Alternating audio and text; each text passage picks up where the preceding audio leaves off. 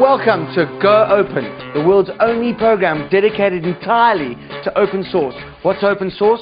It's what happens when people from Cape Town, hippies, get hold of software. Stop hogging, share, kumbaya. I'm just kidding, but it's kind of like that, and we'll explain it as we go. Very exciting, and it's not just about PCs and laptops and hubs and bits and bytes and hubs and terminals and portals and gateways and all that.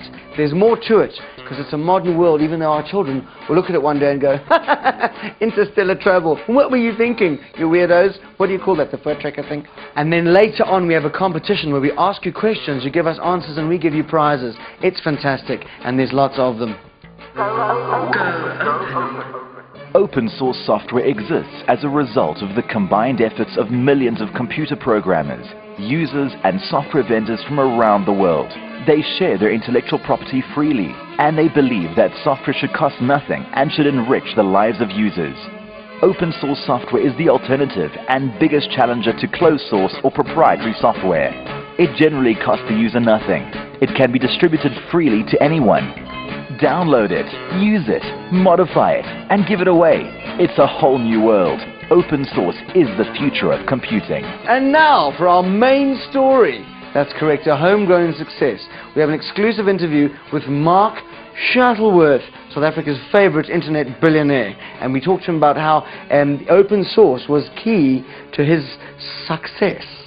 Cape Town is known as the Mother City, and it's here where South Africa's first internet billionaire Mark Shuttleworth made headlines when he sold his company Thought Consulting for a record 3.5 billion rand. Most people are familiar with that story, but did you know that open source played a large role in his success? The US had a bunch of laws which tried to regulate how cryptography could be used by American companies doing business internationally. And I thought that would present an opportunity to do an end run around that and provide cryptographic services and software to people globally where Netscape and Microsoft and IBM couldn't compete because of really silly laws in America.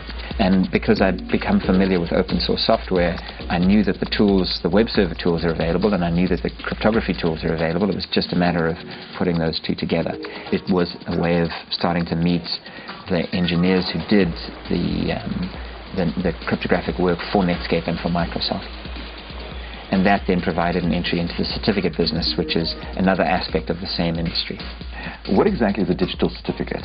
A digital certificate is a way of making sure that you know who you're actually talking with when you encrypt communications.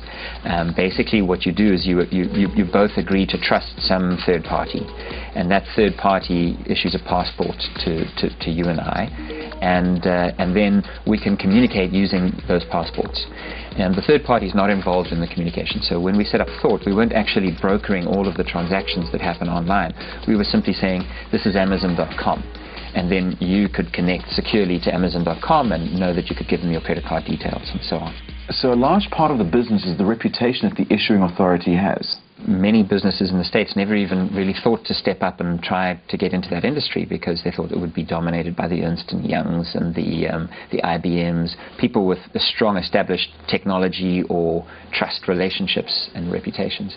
But the reality was the business was so small and the potential risks so high, none of those guys wanted to do it.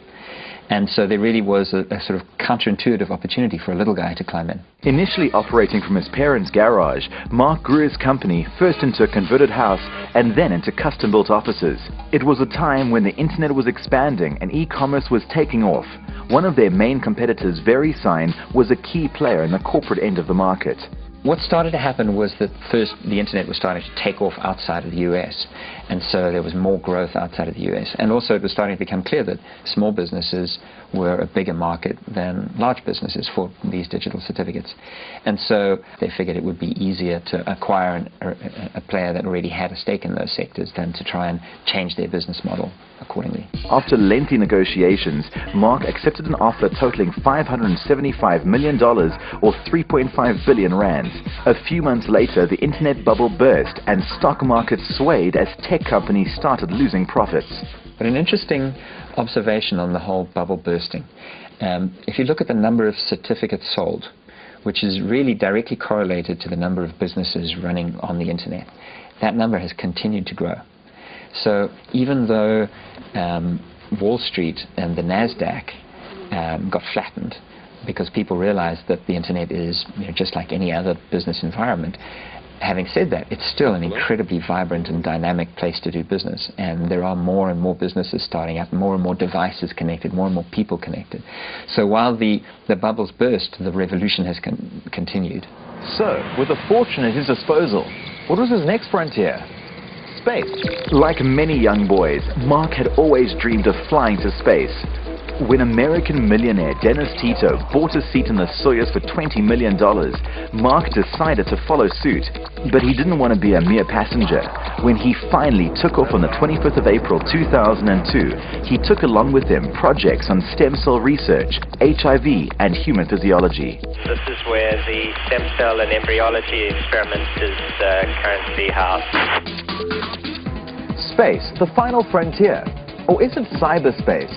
Mark is pioneering new opportunities in the world of open source in South Africa and beyond. He recently launched Ubuntu Linux, a full operating system and software package on one CD that is available free of charge. I've made a commitment that the software will always remain absolutely free. So it's an interesting experiment. On the one hand, I'm putting resources back into the open source community, and I feel good about that. If Ubuntu doesn't become sustainable, at least I feel like I've helped accelerate and inject money back into a community that really empowered me to build thought. But if we can build services around that software that pay the salaries of the people who produce the software, then that will make me feel even better, because I can go on to other projects, and that I know will then continue to grow and continue to thrive. A lot of people think that Shuttleworth is hot because he has a lot of bread. Well, he does. He has bread and dough on top of the bread, and then some more bread and dough on the dough. But next up, you're going to meet a machine called the Freedom Toaster, and it cooks.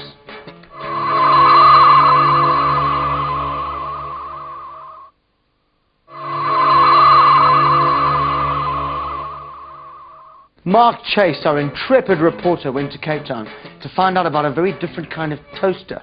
It's called the Freedom Toaster, and it's best served with lashings and lashings and lashings of open source. So you want to get Linux. Here's the problem. It's 700 megabytes, and the dial-up modem in South Africa, it could take you one heck of a long time to get this sorted out. Here's the solution. The Freedom Toaster. What's the Freedom Toaster? Well, let's ask Jason from the Shuttleworth Foundation. We all say that open source and Linux is free, but connectivity in this country adds a price tag. So what we've come up with is the Freedom Toaster, and it's basically just a computer, regular everyday computer with 3 CD-ROM drives in it that write your CDs for you, and they do that simultaneously. All you have to do is just choose what you want, and it'll do it for you while you wait. Now you're going to show me exactly how easy you say it is to get my favorite distro off the system. There's a no more button over there. Now, if you just want to know more about Linux and you don't want to burn CDs, you can go through that process. However, if you want to just burn your CDs and you want to get out of here, you can choose distribution. Many Linux distros take up 3 CDs or more, which is why the Freedom Toaster has 3 independent CD burners, a world first in programming terms. It took just 7 minutes to burn the entire Mandrake distro.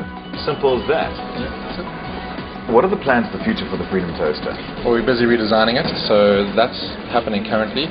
And then we're going to look at rolling this out nationally, and we're going to have a website that's going to tell everyone about where the toasters are and so on, and that's www.freedomtoaster.org. When you're surfing the internet, your web browser requests pages from the site that you're connected to. The Apache web server is a piece of software that serves up about 70% of those pages worldwide. Now, in order to understand this entire list of things, we sent Mark Chase, because you know he's quite good like that, to talk to one of the founders of the Apache Foundation, and his name is Dirk Willem van Gulik, and this is what he had to say.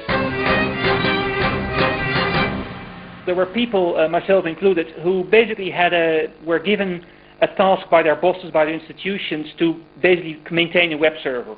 In my case, basically my boss wanted me to make satellite pictures available, weather pictures